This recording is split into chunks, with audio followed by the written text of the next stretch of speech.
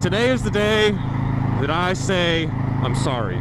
It is a reliable source of transportation. It has never failed me before. It has never failed me before. It has never failed me before. Just realized my speedometer quit working. We're gonna have to fix that at some point. What's up, cats and dogs? Welcome back to the Stray Away Dave channel. I am your host, Stray Away Dave, but you can call me Dave for short. If this is your first time on the channel, welcome. We're a loving family here. I'm a half-ass loving guy, and yeah, hope you enjoy. And if you are a returning viewer, which I know most of you are, welcome back. I missed you guys. I'm on my way home from work. I'm taking the long way, and to be 100% honest, I don't know if I'm going the right way. I was talking to my friend at work, and he told me about a way that he takes going home, and we don't live, well, we do live kind of far apart from each other, but we take mostly the same direction. And he said, you should try this out. I'm like, okay, and now here I am, and maybe I'm on the right road, and I'm just not confident enough in myself. I have a story to tell you guys. Hopefully I can portray it so well that you feel like you're there, but, you know, probably not. We'll see. So if you did not watch last week's video, I'm just going to give you a quick rundown of it and tell you you should also, you know, go give it a watch just for shits and gigs. So last week's video was a kind of a redeeming thing. Well, it was supposed to be anyway. Jesus, the fucking red lights. It was supposed to be a redeeming kind of thing where I apologized, again, air quotes, bunny ears, whatever you want to call them, because I still talked a little bit of shit, but I did say some nice things about it. I talked about the Vulcan's redeeming qualities, at least. You know, at the end of the day, let's be real with ourselves, it's my bike, and I can like it and talk shit about it all at the same time because I'm free to do so. So what you guys didn't see at the end of that video after I signed out was what I'm going to be telling you about, and I'm telling you about it and not showing you because I never turned the camera back on for some unknown reason. I didn't think about it in the moment. Kind of regret it, but no, it is what it is. Me and my brother had continued riding. We were making just a big loop, really, and I noticed that my speedometer had stopped working. No big deal. Don't really use it all that much anyway. Who cares? We stopped at the gas station that we had met at, and we were trying to decide what we were going to be doing the rest of the day. And the topic came up that my turn signals were really hard to see, apparently. And that kind of threw up a flag for me because, you know, they're pretty bright. I've ridden behind that bike before, and the Vulcan, I mean, and the turn signals are very visible even in the daytime. So I turned the key on to just check, and none of my dash lights illuminate. Damn, this fucking road sucks. I definitely took the wrong way. Sorry. None of my dash lights come on, none of the running lights, the headlight, nothing. None of the electronics work.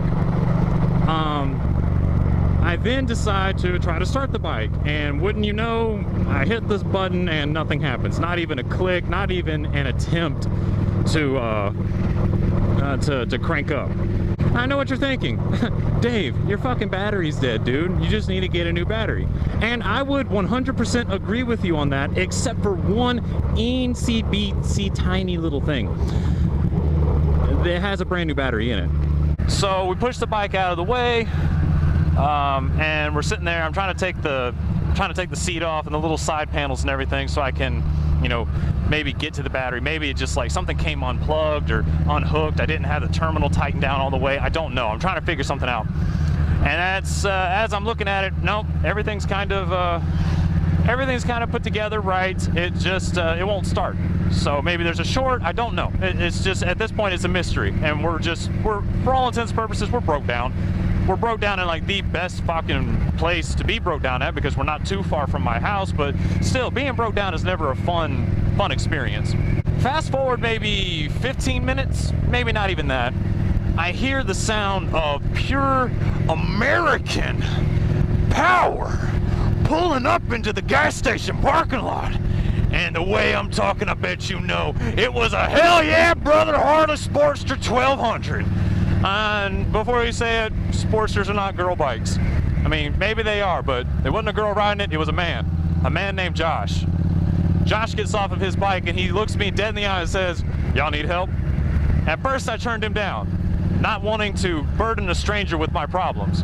So he appeases that, goes inside, gets whatever it is that he's getting, comes back out, and before he goes, he says, "Are you sure you don't need any help?"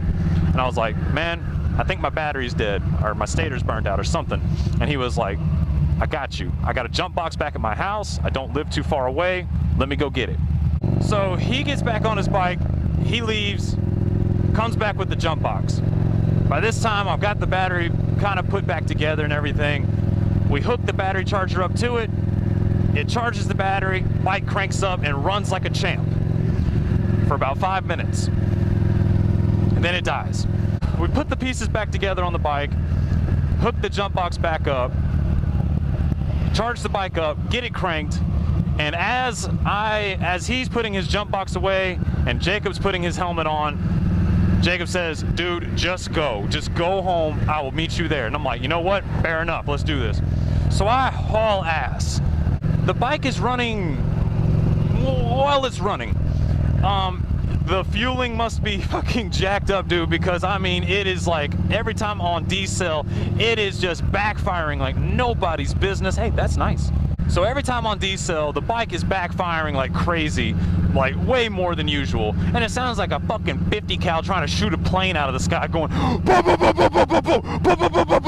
as I pull into my neighborhood, I see all the families of, you know, my neighbors hanging out with their family. It's a beautiful Saturday. They're just walking the dog, hanging out with their kids, just thankful to be having a break from the 9 to 5 grind on a quiet Saturday morning.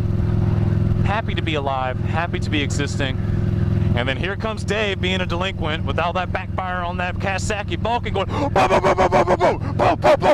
get back in the garage, cut the bike off, immediately try to turn it back on just to see, and no power, baby. After doing maybe not even 5 minutes worth of research, I come across the Vulcan 900 forums, and turns out that the Kawasaki Vulcans, especially the time frame that mine was built, like I guess anywhere between 2006 and 2010, they have a notorious quirk about burning out their stators around 40,000 miles. It's fine, I'm okay with that because my Vulcan has 46,000 miles. So at least for 6,000 miles, my bike was holding out hope that I would realize that there was a problem, but I never did because I'm an oblivious little idiot, but at least I'm cute-ish, sort of. I've already found a stator, I found a regulator. I may even do coils, I don't know, and just do like go through the whole thing, that anything that could be a problem or could cause another problem, try to replace that or fix it. Right now it's just a matter of none of this right here, and you know, just time, which time is a commodity that we all have, we just need to know how to use it. So yeah, the Vulcan is currently broke down in the driveway, not the driveway, the garage. I gotta order parts, I gotta get money to order parts, and yeah. But hey, shit is what it is, and there is a silver lining to this. Well, a couple actually. One, I get to learn how to put a stator in a motorcycle. More specifically, I get to learn how to put a stator in a Kawasaki Vulcan 900. Second silver lining is another Chop Shop video.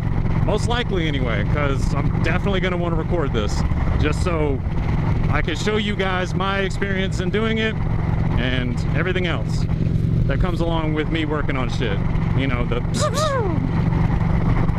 I've already found a how-to video on YouTube as well. It doesn't look like it's going to be that difficult of a job, but it's going to be very time consuming. You got to take a lot of shit off just to get to the stator. But yeah, it shouldn't be anything that I can't handle. And if it is something that I can't handle, at least I get to take you guys along for the ride, and you get to see it all happen and unfold before your very eyes.